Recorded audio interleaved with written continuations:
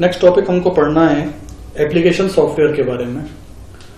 पिछली क्लास में हमने सिस्टम सॉफ्टवेयर को समझा था और मैंने ये बताया था कि कंप्यूटर सिस्टम स्टार्ट होने के बाद सबसे पहला इंटरफेस जिस सॉफ्टवेयर का हमको रिसीव होता है, या यूं समझ लीजिए कि जो सॉफ्टवेयर सबसे पहले हमारे सामने आता है उसे हम सिस्टम सॉफ्टवेयर यानी कि ऑपरेटिंग सिस्टम बोलते हैं। जब ऑपरेटिंग सिस्टम पूरी तरह से लोड हो जाता है, एग्जाम्पल के लिए मान लीजिए हमारे कंप्यूटर सिस्टम पर विंडोज डला हुआ है, तो जैसे ही हमने कंप्यूटर स्टार्ट करा विंडोज थोड़ा सा टाइम लेता है लोड होने में। फाइनली जब विंडोज लोड हो जाएगा तो वो अपने डेस्कटॉप के साथ हमारे सामने आकर स्थिर यानी कि कांस्टेंट हो जाता है।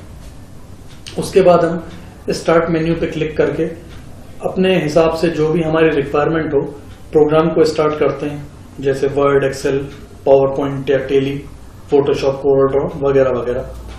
तो वो जो प्रोग्राम हम स्टार्ट करते हैं अपने हिसाब से, अपने रिक्वायरमेंट के हिसाब से, उस प्रोग्राम को ही बोला जाता है एप्लीकेशन सॉफ्टवेयर।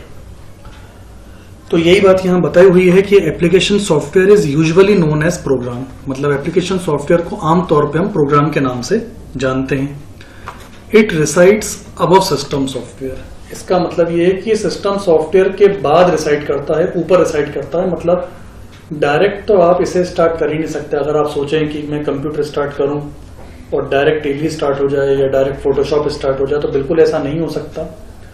सबसे पहले जरूरी है कि सिस्टम सॉफ्टवेयर पूरी तरह से लोड हो जाए, ऑपरेटिंग सिस्टम स्टार्टअप ले ले, उसके बाद ही आप इस प्रोग्राम को, एप्लीकेशन सॉफ्टवेयर को यूज कर सकते हैं।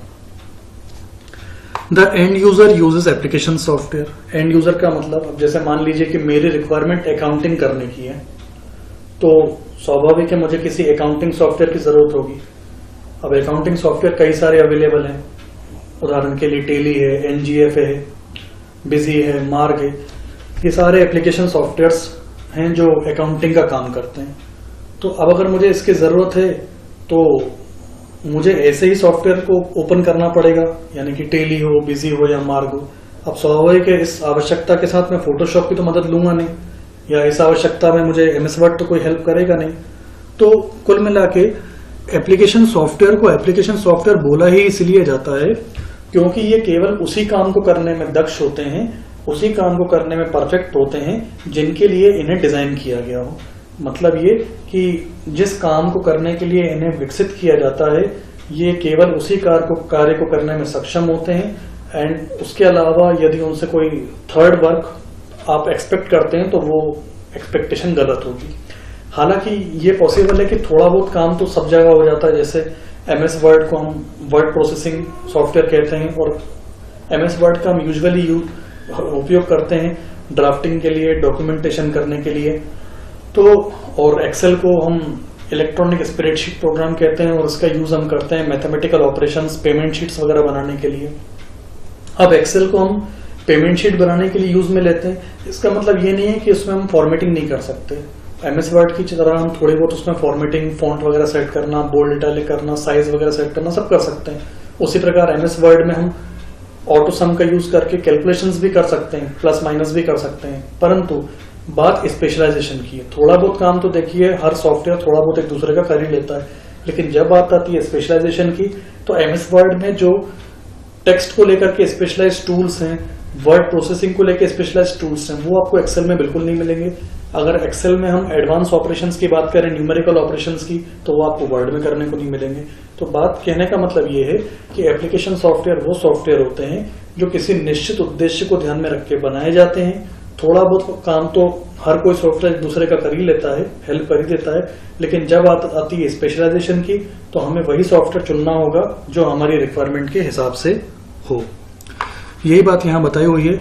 The application program is developed for achieving particular application. Application program बनाए ही इसलिए जाते हैं ताकि निश्चित उद्देश्य की प्राप्ति की जा सके। अब हम बात करेंगे एप्लीकेशन सॉफ्टवेयर के टाइप्स के बारे में। तो एप्लीकेशन सॉफ्टवेयर्स जितने सारे आप मान के चलिए उद्देश्य हैं, उतने तरह के एप्लीकेशन सॉफ्टवेयर्स हैं। अलग तरह के उद्देश्य, अलग अलग तरह के एप्लीकेशन सॉफ्टवेयर्स, लेकिन फिर भी कुछ मेजर एप्लीकेशन सॉफ्टवेयर्स के टाइप्स नीचे बताए हुए हैं। इसमें मैं इनको आगे एक्सप्लेन भी करूंगा फिलहाल मैं आपको नाम बता देता हूँ। Word processing softwares, electronic spreadsheet softwares, presentation graphics. अब ये सॉफ्टवेयर्स क्या होते हैं, किस तरह के एप्लीकेशंस यानी उद्देश्यों के लिए प्रयोग में लिए जाते हैं, वो हम आगे समझने वाले हैं। यहाँ पर कुछ नाम है जो आप नोट कर सकते हैं। एप्लीकेशन सॉफ्टवेयर्स के टाइप्स को डिटेल में समझने से पहले एक बार फिर हम सिस्टम सॉफ्टवेयर और एप्लीकेशन सॉफ्टवेयर के डिफरेंस को समझ लें। मैं बार बार आपको एक बार बता रहा हूं ताकि आपको रट जाए कि सिस्टम जब भी स्टार्ट होगा, जब सबसे पहला सॉफ्टवेयर हमारे सामने आएगा वो ऑपरेटिंग सिस्टम यानी कि सिस्टम सॉफ्टवेयर होगा, और इसके बाद जो हम प्रोग्राम अपनी इच्छा से स्टार्ट करेंगे किसी निश्चित कार्य को करने के लिए, वो एप्लीकेशन सॉफ्टवेयर होगा। यहाँ यूं समझ लीजिए कि अगर हमारे पास टेली नहीं है तो शायद हम अकाउंटिंग ना कर पाएं, अगर हमारे पास फोटोशॉप नहीं है तो शायद हम फोटो मिक्सिंग ना कर पाएं। लेकिन टेली नहीं होगा, फोटोशॉप नहीं होगा तो हम उनके वो वाले काम नहीं कर पाएंगे। लेकिन कंप्यूटर तो स्टार्ट होगा। MS वर्ड नहीं है तो हो सकता है हम वर्ड से रिलेटेड काम नहीं कर पाए, लेकिन कंप्यूटर तो स्टार्ट होगा। लेकिन अगर कंप्यूटर सिस्टम में ऑपरेटिंग सिस्टम नहीं है, विंडोज नहीं है, यूनिक्स या लिनक्स कोई भी एक ऑपरेटिंग सिस्टम नहीं है, तो आप यूं समझ लीजिए कि कंप्यूटर सिस्टम ही स्टार्ट नहीं होगा। यही बात आपको इन डिफरेंसेस में बताई गई हैं, ये आपको अच्छे से नोट करने होंगे।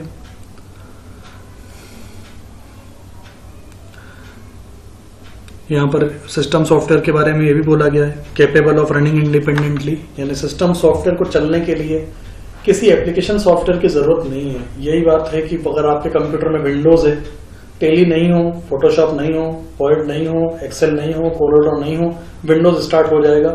उसे इन एप्लीकेशन प्रोग्राम्स को लेकर कोई निर्भरता नहीं है। लेकिन इसके ठीक विपरीत वर्ड, एक्सेल, पावर पॉइंट जितने ही प्रोग्राम्स हैं जब तक नहीं चलेंगे जब तक ऑपरेटिंग सिस्टम नहीं होगा।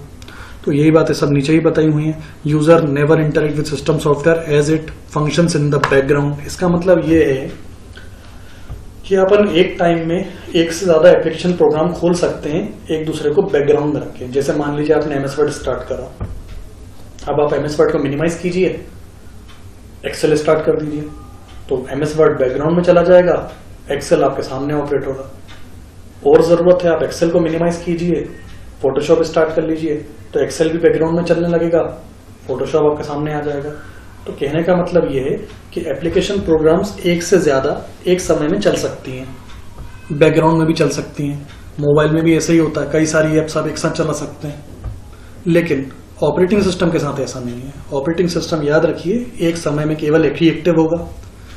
एक कंप्यूटर में एक से ज्यादा ऑपरेटिंग सिस्टम हो सकते हैं, मतलब ये भी पॉसिबल है कि आपके कंप्यूटर में विंडोज भी हो, लिनक्स भी हो, लेकिन बात ये याद रखनी है कि चलेगा एक टाइम में केवल एक, इन दोनों में से कोई एक ही चलेगा। तो ये कुछ मेजर डिफरेंसेस हैं जो आपको ध्यान में रखने होंगे। अब बात करेंगे एप्लीकेशन सॉफ्टवेयर्स के टाइप्स के बारे में। तो मैंने आपको बताया था कि टाइप्स अनगिनत हैं, क्योंकि जितने उद्देश्य होंगे उतने तरह के उद्देश्यों के प्रोग्राम होंगे। लेकिन फिर भी जो मेजर एप्लीकेशन प्रोग्राम्स हैं उनकी कुछ कैटेगरीज को मैं बता देता हूं। तो पहली कैटेगरी है वर्ड प्रोसेसिंग सॉफ्टवेयर्स।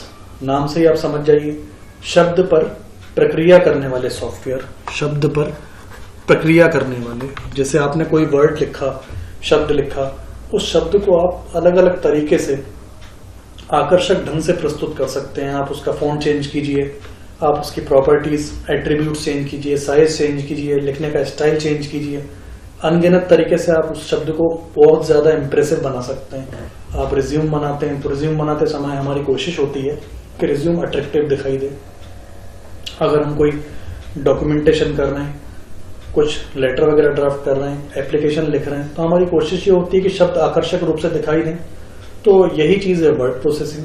तो वो सॉफ्टवेयर जो हमें परमिशन देते हैं, वो सॉफ्टवेयर जो हमें टूल्स देते हैं जिनकी सहायता से हम शब्दों को लिख तो सकें, लेकिन लिखने के साथ उन शब्दों को बहुत ज्यादा अच्छे तरीके से प्रस्तुत कर सकें। और तो और शब्दों को प्रस्तुत करना भी अपनी जगह पर एक छोटी सी चीज है, उनसे रिलेटेड बहुत सारे ऑपरेशंस करना। कई ऑपरेशंस हैं, जैसे कि आप MS वर्ड यूज करते हैं तो आप मेल मर्ज का इस्तेमाल करते हैं, यानी कि एक जैसे लेटर कम से कम समय में बहुत लोगों के लिए तैयार हो जाना। आप वर्ड काउंट जैसे फीचर्स का यूज करते हैं, जिसमें शब्द, कैरेक्टर्स, पैराग्राफ, लाइंस काउंट होकर के आपके सामने आती हैं। आप स्पेलिंग, ग्रामर जैसे टूल्स का यूज करते हैं। अनगिनत तरह के ऐसे ऑपरेशंस होते हैं जो शब्दों के साथ प्रयोग में लिए जा सकते हैं। तो कई सारे ऐसे एडिटर्स जो शब्दों पर प्रक्रिया करने के साथ साथ वर्ड्स को प्रोसेस करने के साथ साथ उन्हें आकर्षक ढंग से प्रस्तुत करने के साथ साथ उनसे रिलेटेड बहुत सारे ऑपरेशंस, अलग अलग ऑपरेशंस करने की परमिशन देते हों, ऐसे सॉफ्टवेयर्स को हम वर्ड प्रोसेसिंग सॉफ्टवेयर्स की कैटेगरी में रखते हैं। इसके अलावा कई एप्लीकेशन सॉफ्टवेयर्स की कैटेगरीज हैं जो मैं आपको अगले वीडियो में बताता हूँ।